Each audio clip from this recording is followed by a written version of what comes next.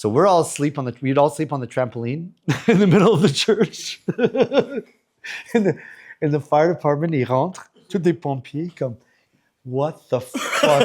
Fait que là, il y a comme des arbres, des pianos, un trampoline, des projections, comme plein de personnes qui dorment sur un trampoline. Et là, they started jumping on the trampoline. On a eu une soirée, on a fait un peu la party avec le pompier parce qu'on savait que c'était le dernier soir qu'on serait là. And that was fucking crazy.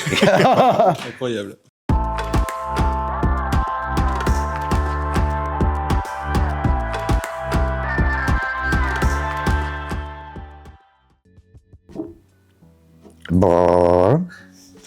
Oh, good one.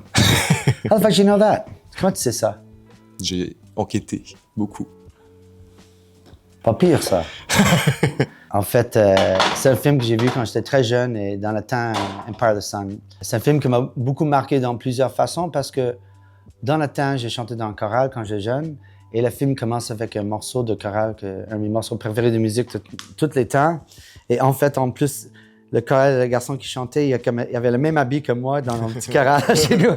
Quand j'ai vu le film, j'avais comme le même âge que le personnage dans le film et le parcours de ce personnage-là est quand même très inspirant et très intéressant. Il est en Asie et c'est un garçon qui vient d'une maison middle class haute. Et là, ça change complètement sa vie. Il y a beaucoup de choses dans ce film-là qui m'ont touché énormément.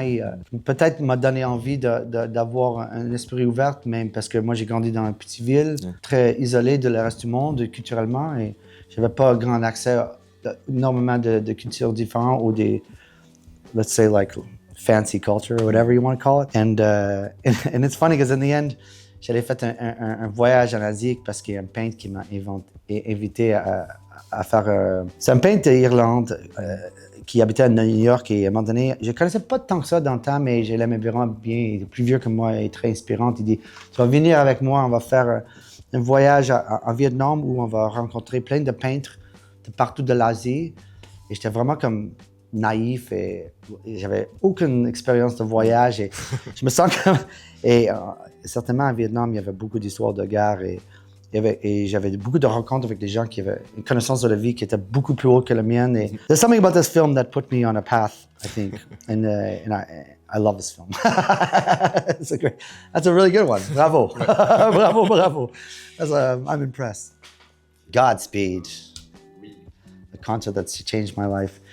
Mais il faut imaginer à Montréal, c'est que la chose avec la culture montréalais ou québécois en général, il y a quand même un gros amour pour la musique progressive, en fait, instrumentale. Et si tu parles avec certains musiciens, comme, tu vois le claviériste de Carquois qui s'appelle Frank, là. Ouais. Lui, il a comme 12 ans, il dessinait les couverts de Genesis and crazy fucking prog bands. Those bands, c'était la musique pop, qui est quand même la musique très flyée et très...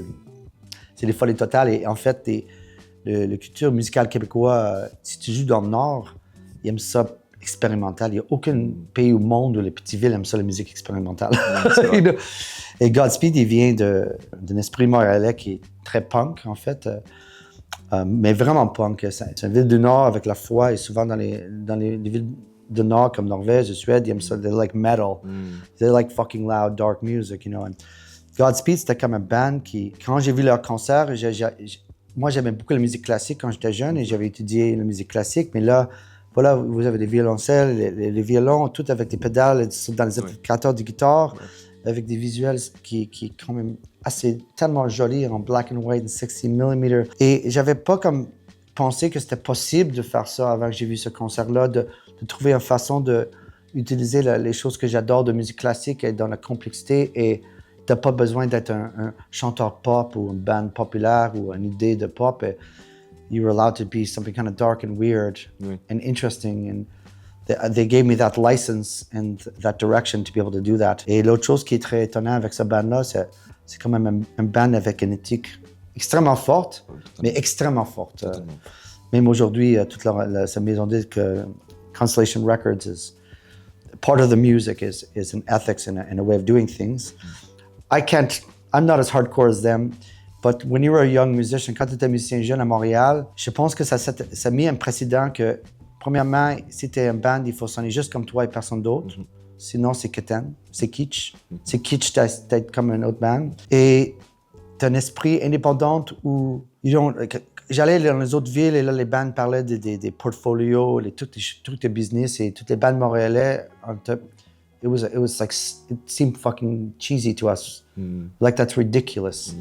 But I think that's because they made the rules in the city that we followed, you know? And I feel like I owe my career to these guys. Et récemment, j'ai joué un gig en a fait le festival et invité Sophie, on est violoniste de ce groupe-là. Trop bien. Sophie, and she's playing, and then she got to play one of my songs with me, and for me it was a big moment because she's an exceptional musician, and it was a great honor to play with her, you know. And that's what this is. Oh, how the fuck did you find that? No, that's impossible.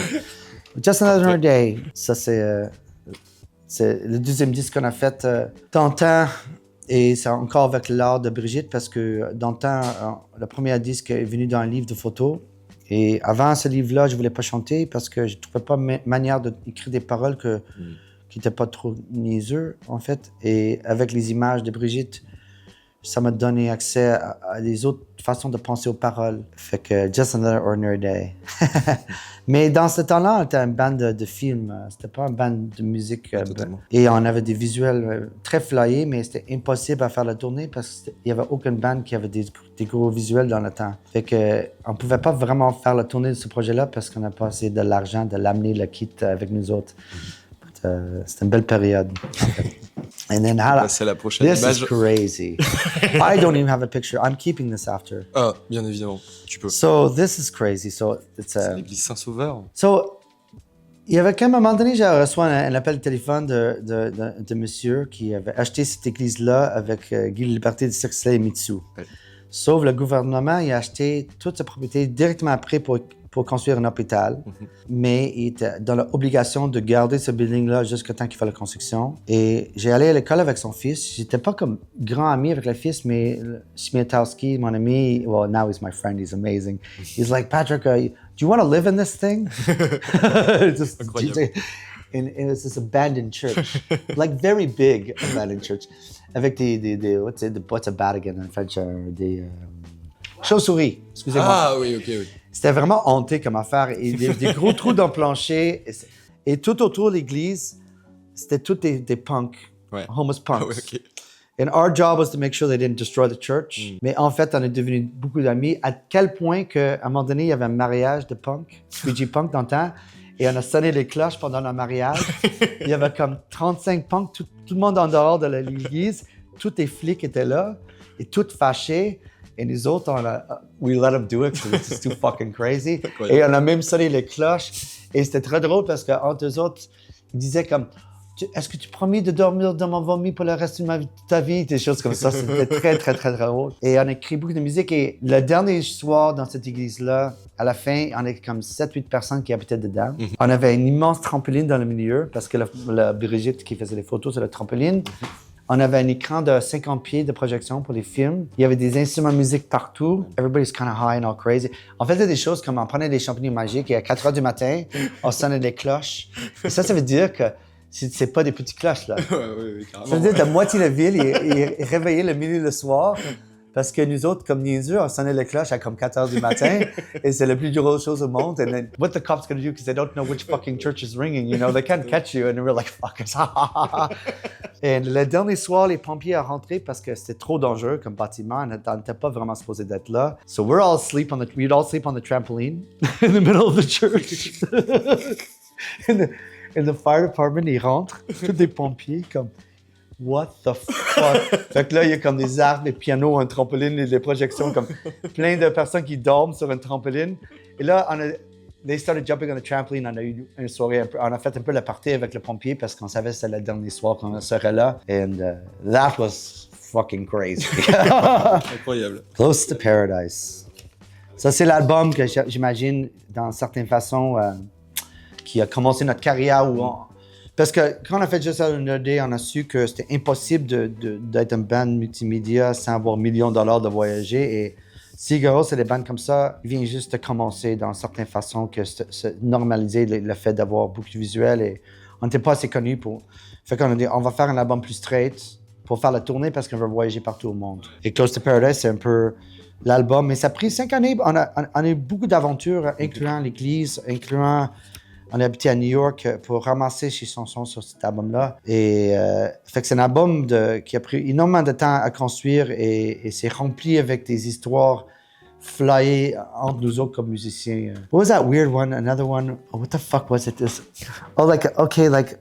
One of them we went to dans la campagne, dans la petite ville. On avait un Line 6 dans le temps qui est un looper. On s'entend que c'est un looper. Beaucoup de monde dit ça pour looper. Et on faisait la pré-prod pour Slip Into Your Skin. And we were like, once again, probably doing a lot of drugs and being weird and writing songs. And we were taking the take. And the Line 6 started to malfunction and start spitting out all these choir loops that I had recorded like the day before. We don't know why. In the right fucking key, in the right time. So quand tu écoutes Slip Into Your Skin, tous les moments chorales, and it goes reverse, backwards, is the actual take of the Line 6 losing its shit. What else did we do?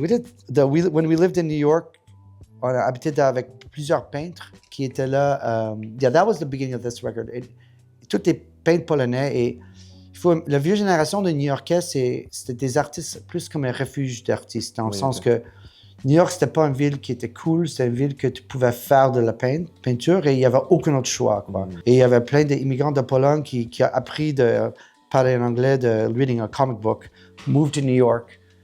They live in a closet just so they can paint. And then they'll never be famous. They know they will never be famous. They will be old and die in a closet, and they had made that decision to paint under that assumption. And we were in a building of those people who had made that sacrifice. Pas comme je vais à New York parce que la cool ville, it's a sacrifice of dying in a closet just to make art. I know that, but I really mean that in a very fucking crazy way, you know? And you can meet like famous artists in your life, tu vas rencontrer des mondes qui deviennent.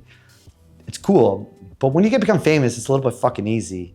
But to paint in your 60s, when you're not fucking famous, with no security network, they're very inspiring people. So on a passé un mois vraiment inspirant avec eux autres qui ont donné une intention à notre musique that we could never repay them. And one of the musicians, the Sleeping Beauty was written there, in that loft. And our drummer, Robbie Kuster at the time, quand on a tout étudié en jazz, était un drummer assez... He was a good drummer, but not a great drummer yet, and very straight jazz. And the Polish people destroyed him. He went to see noise bands.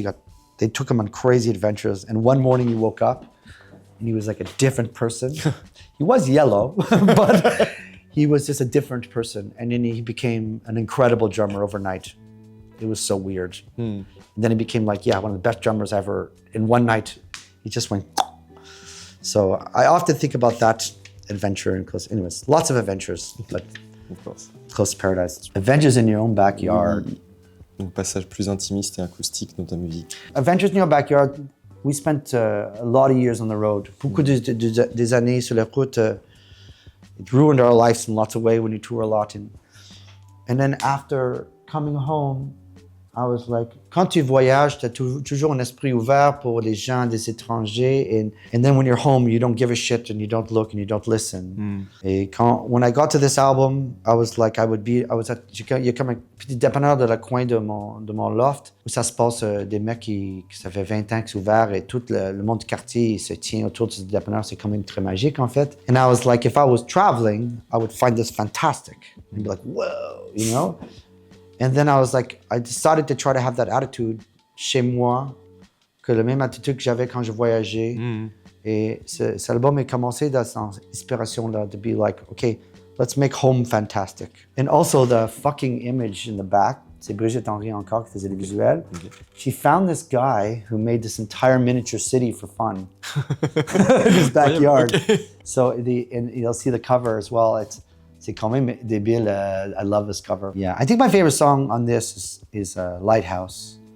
I love Lighthouse. I still love that song very much. Oh, I forgot about that song. Step Out for a While. Oh, The Quiet Crowd. C'est drôle parce que j'ai réécouté The Quiet Crowd récemment and I realized that's probably the best song I ever wrote and I had forgotten about it. Yeah, the best lyric. The lyrics are fantastic in that song. Souvent, les chansons qui sont plus connues de moi, c'est pas les meilleures chansons, en fait. Mais je pense peut-être c'est le cas pour tous les artistes, en fait. But I realized when I heard Quiet Crowd, I was like, oh, that is by far the best lyrics I ever wrote. Oh, you found Super. Je te le cinéma, hein? Pour parler un peu des bandes originales justement que tu as faites, parce que tu as fait plusieurs films quand même en faisant les BO. Oui, c'est drôle parce que l'enregistrement de Je te le cinéma, parce que je voulais faire des chansons en français, mais j'ai eu une opportunité que ça arrivait naturellement. Et dans ce film-là, j'ai let's write a French song. And I wrote it very lightheartedly, dans le sens que j'avais aucune idée de personne qui va écouter cette chanson-là, mais je voulais juste faire parce que ça me donnait le plaisir. Et en fait, les paroles, c'était beaucoup rapport avec when you leave somewhere and you say goodbye to someone, they may not be ready for the goodbye. So, les paroles de cette chanson-là, c'est de laisser des petites notes partout dans la maison. Et quand c'est le temps de se retrouver ces messages, quand tu es prête pour dire bye, tu vas trouver ces petits messages quand c'est le temps pour les trouver. Et la chose que je rappelle le plus de ce chanson-là, instrument, c'est avec les quatuors. The Mummies on the Run, we call them, because they're crazy ladies on the tour and they were totally nuts. And we had a lot of fun that night. We got a very relaxed, beautiful session. And we came up with the arrangement, the strings together, all those melodies. Mais on faisait vraiment le plaisir, hein, aucune idée que personne va écouter ça. Fait que, je pense que c'est pour ça que la chanson il marche. C'était durant le COVID, le monde était très froid, tout le monde était dans le monde digital, très digital. Et en fait, cette chanson-là, c'est pas la meilleure chanson en français de loin de ça, mais c'était une chanson qui a énormément de sincérité dans certaines façons. Et le monde avait juste besoin de ce feeling-là durant le COVID, je pense. Et je reçois encore les lettres chaque journée que, I buried my son, or I lost my mom, or I saved my life. Chaque journée, je reçois des messages très, très touchants avec ces chansons-là. Fait que souvent, le monde plus vieux a discuté de chansons de TikTok, virales et tout ce côté-là, un milliard. Mais je pense que l'histoire de ces chansons-là, c'est juste que le monde avait besoin de sentir ce sentiment. Et ça donnait, it's what they needed like a vitamin. And I think that's why that song is what it is, Vivian Maier, doing your research. Donc tu as écrit 2 chansons à son sujet, et si je m'abuse, tu l'aimes beaucoup. Yeah, she's one of my favorites. Mais Vivian Maier, si tu ne la connais pas, c'est un photographe que toute sa vie cachait ses photos. Oh, this is a great book. I don't have this book. Tu peux le garder au cas où. Oh, fuck, you're the best. But c'est un photographe qui gardait les enfants pendant la journée, et pendant qu'il gardait les enfants, il traînait partout dans la ville, il prenait les photos juste pour elle-même. Et là, après, she would like print them and store them in a storage boxes. Et là, 20 ans plus tard, il y a un mec qui trouve toute sa collection de photos, et tu vois très vite c'est un des meilleurs photographes de rue de toute l'existence. Et la raison, c'est que she takes like normal moments in life and makes them extraordinary. Where most people try to capture extraordinary things to try to make them extraordinary, which is a bit easy and kind of boring, And then she just like finds like something about the way you walk to work, and she makes that walk extraordinary. And that's the artist you need more than any other artists. Parce que writing a song about landing on the moon, who gives a shit? It's already cool. You know what I mean? But so pour la chanson Little Moments, this is actually one of the images. I would look at the images of each picture, and then I would describe them image by image. Et les paroles de Little Moments, the kids in the box is from that photo. D'accord. Maybe I could find some other ones from the lyrics. I'll find the yellow dresses. This is not a hat, but this is the fancy hat line came from that lady. Because she's telling you to fuck off. Et souvent dans les photos, je pense que Vivienne, c'est une grande femme et really pissed people off as she took photos. So souvent les madames dans les photos sont un peu énervées. Et j'adore ça dans ces photos. So every image is like I just looked at the images and just literally wrote a sentence on my favorite images. Incroyable. Ouais. So that's Vivian Maier for me. Yeah, I love Vivian. I don't know her, but I love her. I don't know if she'd love me, but I love her. Anyways. Virginia Woolf, good work. Les vagues, the waves.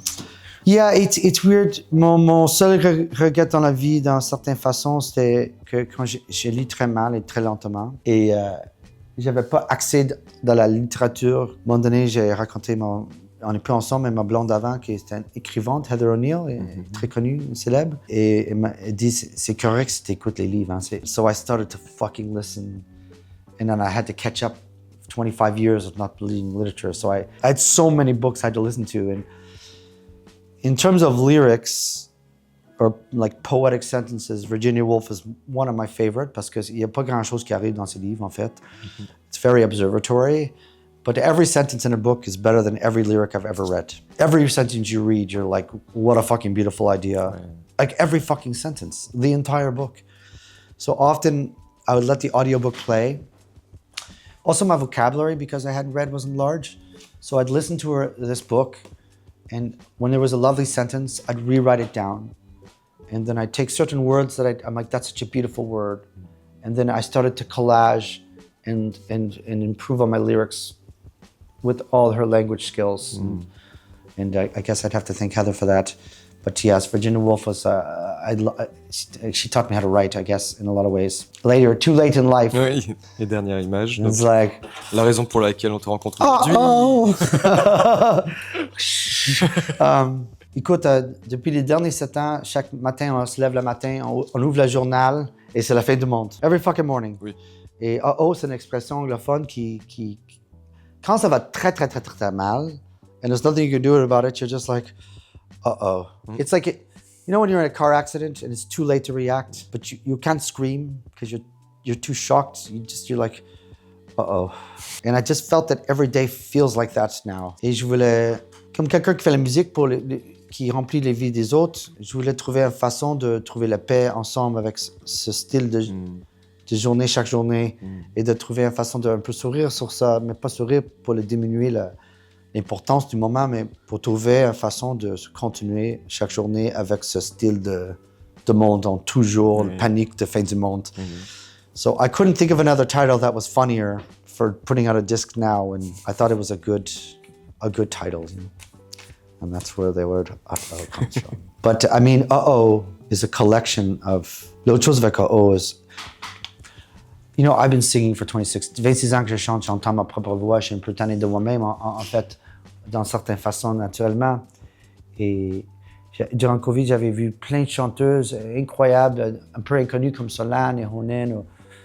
Et j'avais vraiment envie d'écrire la musique avec des autres gens et de participer dans notre monde, quoi, et d'avoir l'accès.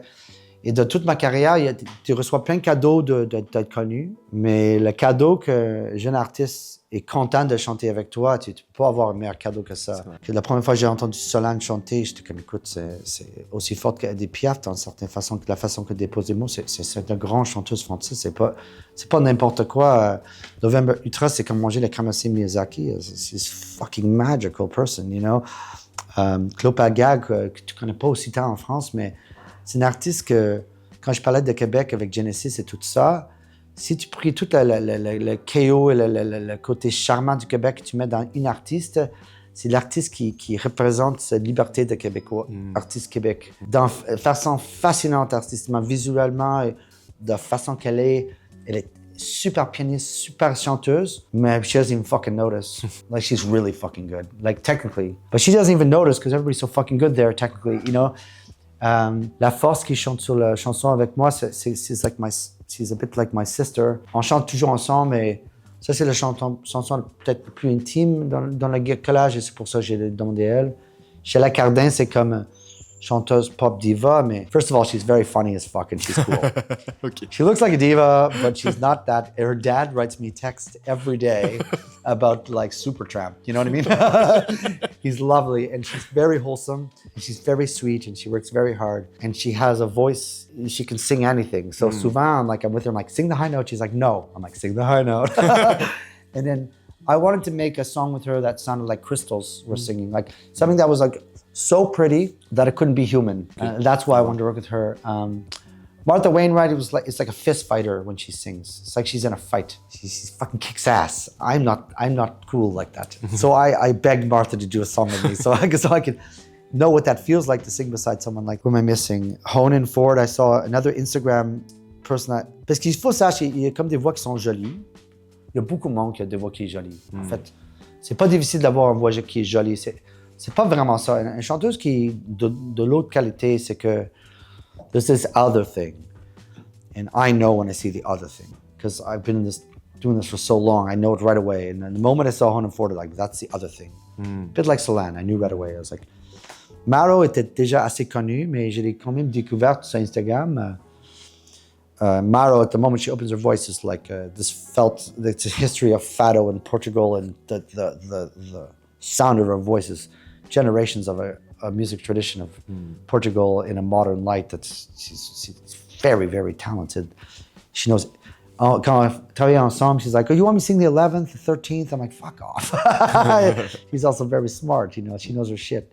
Yeah, one guest I forgot to mention sometimes is Nakned on Peter and the Wolf. Et la raison qu'elle est dans la chanson, la deuxième partie de la chanson, ça se passe in the old swamps in the south. And the swamps in the south is what eats all America's shit. And when you go there, it's extremely magical to look at. It's green and it makes you want to jump in it. But if you go in it, you'll die because there's alligators and some of them. It's fucking super dangerous, right?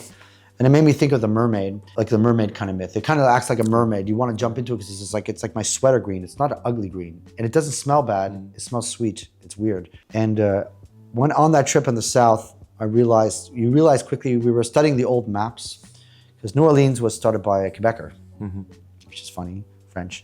And if you look at the old map of America, New France is the entire center of America. It's not a small part. It goes like this, right? And New England was like this big. And also the French, whole France is the entire music. It's the Tennessee Ritz, Nashville, all this is all French originally. And when I was in New Orleans, the original opera house were like, oh yeah, it was built by the French. And you realize a lot of the infrastructure of buildings in America's music, cultural heritage were built by the French because they were much more musical than the British. British were musical. So it's really interesting historically speaking. So I wanted the mermaid to be French because I thought it'd be funny. And to make it even more funny, there's this artist called the Nakned in Montreal, and she's a first generation indigenous artist who's like leaving the reservation for the first time, like the first generation, which is incredibly difficult. It comes with like, you have to be a very strong, like the amount of strength it takes to cross that line. Just like any immigrant, even though they're leaving like 10 feet away, to leave that line, it's as hard as coming from another part of the world in a way. And so they carry this like enormous responsibility and weight of all of that. But she does it with like a very incredible surrealist kind of freedom. And she does like weird hip hop and experimental stuff. And she's quite a magical artist that way. She's very lovely. And it's not a huge feature but I couldn't have the mermaid be anybody else than her because it's the one, if I want to be killed by someone, I hope I'm killed by her, That's the mermaid I want to murder me. And because she's so lovely. And so that, my friends, is uh-oh.